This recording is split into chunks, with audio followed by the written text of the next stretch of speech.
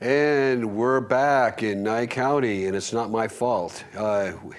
Here to my immediate left is Chuck Augustin, my trusty co-host, and the guy that actually carries me because I'm usually 3 sheets to the wind, trying to do work and trying to keep track of what's going on. And sometimes I actually forget about. I get so busy, I forget. I work till like 6 o'clock, and then I go home and realize I haven't showed up for the show, and I apologize for that. No problem. Yeah, our lines are open for any callers that want to call in and disparage us or ask questions. The other one thing, we're hoping that Ray's going to give us a call and let us know that he's doing okay and that he did see that we're giving him a good plug. By the way, this is an autographed version of this. I actually had Ray sign this for me because 20, 30 years from now, I'm going to trade that in and make myself, a cool million if possible. Speaking of Ray, we got him on the line. Glad to hear from you, buddy. Yeah, Ray the Flagman.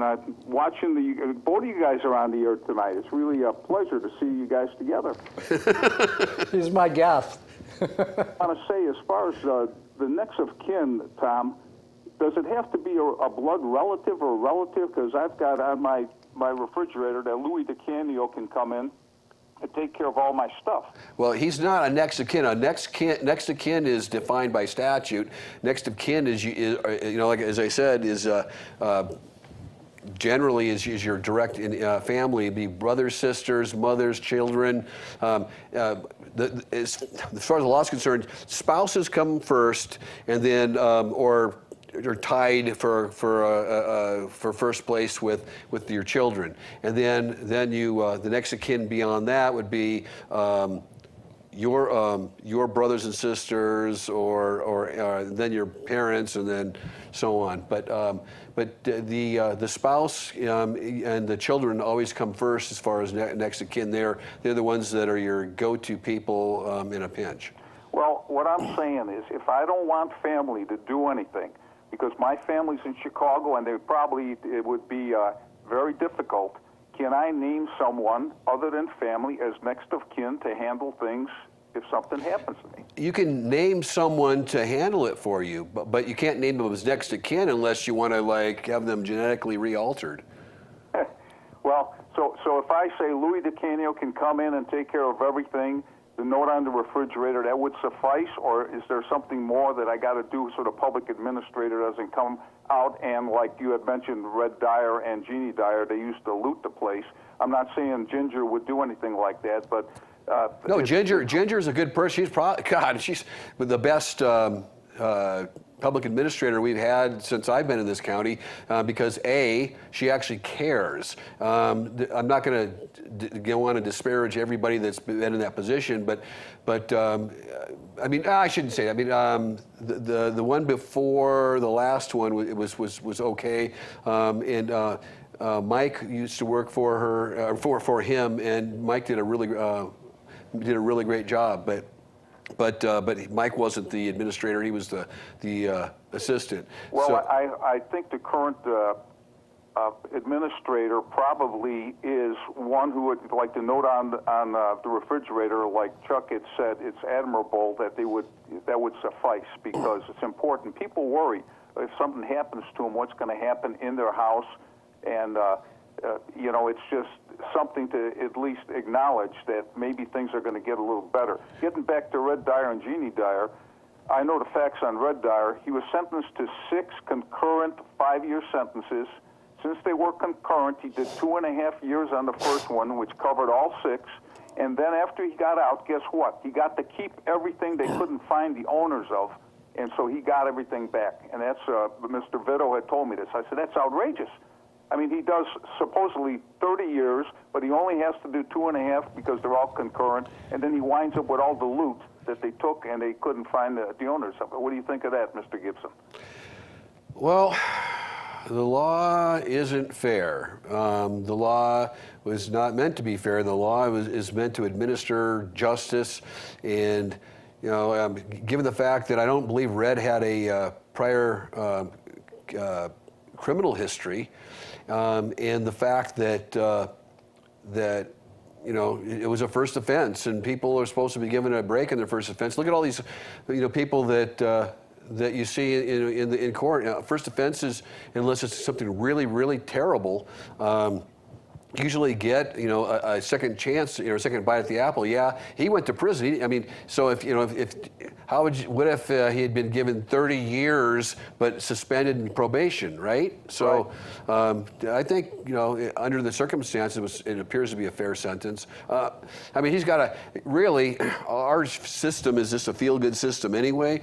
Most people don't get caught doing, you know, breaking the law. I mean, out of about 100% of the laws that are broken in a given day, I would say maybe 2% are even discovered. And of those 2% that are discovered, a smaller percentage are even prosecuted. And then if you consider that, then all our system is an attempt to keep people honest for fear of being prosecuted. So. And most of the people, or a lot of the people, don't even know they're breaking the law because there's so many out there. They don't realize that they can be a conspiracy, or how would you say, after the fact, you know, because they give some information or don't give information. If you don't drop a dime on somebody, you're charged with a crime. And I don't think that's right. I mean, if they want you to turn somebody in and you say, hey, I don't know anything about it, and you do, and then they charge you with a crime. That's what I see. One more question. As far as the will, a handwritten will does not have to be notarized? Is that what you said? Do not notarize a handwritten will, or else it'll get thrown out as a failed attempt at a attested will. And does it have to be witnessed by any individual? No, or just do not. someone knows your signature to No say witnesses, so? nothing. You know, it's just between you and that piece of paper you're writing on, or fender if you're out in a field. You have to date it, though, right? You should date it. You don't have to. You should date it, and you should state that it's your last will and testament, and it should be signed. I mean, it needs to be signed. It needs to be signed and dated. But if you don't sign and date it, you just write down your desires, and you don't say, "This is my last will and testament. I am of sound mind." If you don't put that in there, you don't have to. It won't fail. But the more language you put in there to that effect will make it more clear to the court that yes, it is in your will. You're a wealth of knowledge, Mr. Gibson. Thank you very much. I'm going to open the phone lines up. And Hey, Ray, before you go, does Louis have a power of attorney or anything? No, I have nobody with a power of attorney. Yeah, those are always good to have too, because of power of attorney. Suppose, I got a good example. I have a client that was struck while he was on his moped, and a woman didn't even know she hit him. She just drove on, and then eventually they caught up with her. But they thought he was going to die. I mean, it was a 99% chance that was it for him. His sister came down from out of state to take care of his affairs. She gave permission to pull the plug, and they pulled the plug, and he kept on ticking. So and now he's up and about. I mean, he's still hospitalized and going through rehab, but yeah. And he did not have a will. He had no written desires. So interesting case. And that poor woman doesn't even know she's about to be sued for hit and running him either. But you know, the world is full of surprises.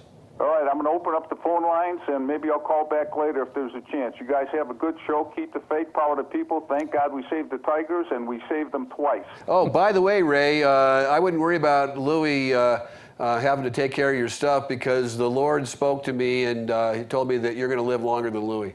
All right. Thanks for the inside information. Yeah, you might want to, yeah.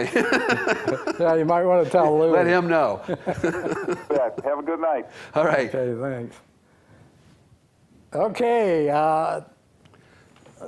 let's get back to something else. I think we've covered power of attorney and will and all that stuff. Note on the refrigerator.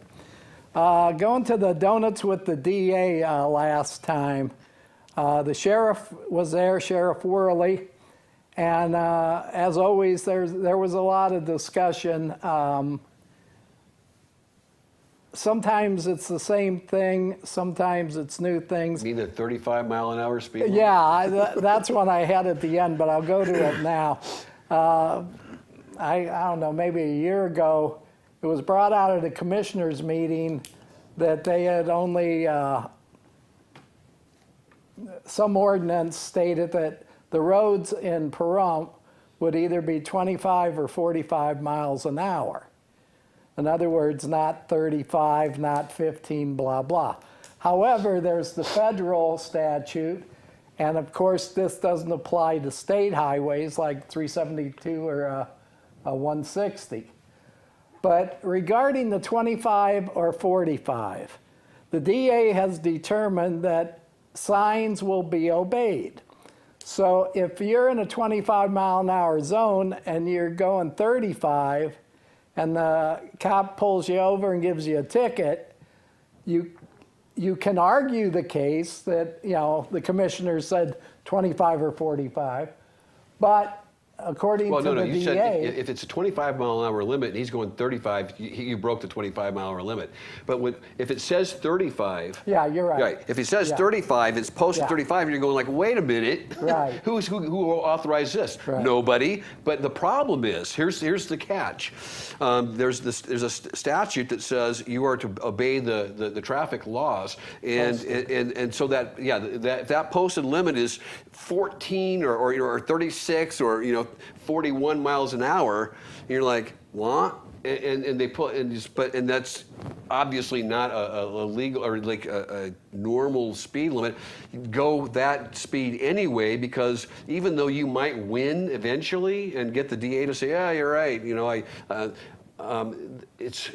you're still going to get that ticket. Right. And most people are, unfortunately, don't ever stand up for their rights, and they just pay the ticket. Right. Which brings me to another thing is, by the way, whenever you get a ticket, try to fight it. I don't mean like, tooth and nail and scream at the DA. What I'm saying is, if you just go in and you pay the fine, say it was like you're going 35 and a 25, and you just go in, you pay the ticket. That's taken as a guilty plea, and there are automatically points assessed against you, against your license. And if you go to the DA, it's better to hire a lawyer because we can get it all done. You don't have to go to court.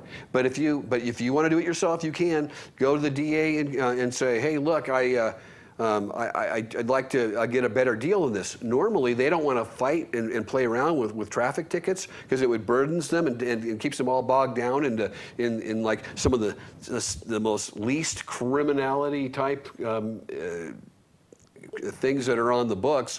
And so what they don't want to have to deal with those, and they would more their time is better spent just dealing with you and saying, look, plead to illegal parking, pay the face value of the ticket, and we're done. And the only time we have problems is, you got these people that are, I didn't go speed. I looked on my speedometer, and not realizing their speedometer's not calibrated. They're going to lose in a swearing contest against a cop. And sure, just pay the face value and get that 0 points, because you'll save money on your insurance. Okay, Richard, we only got 30 seconds. In fact, we got to go to break. You want to hang on? You there, Richard? Yes, I'll hold. Okay, thanks.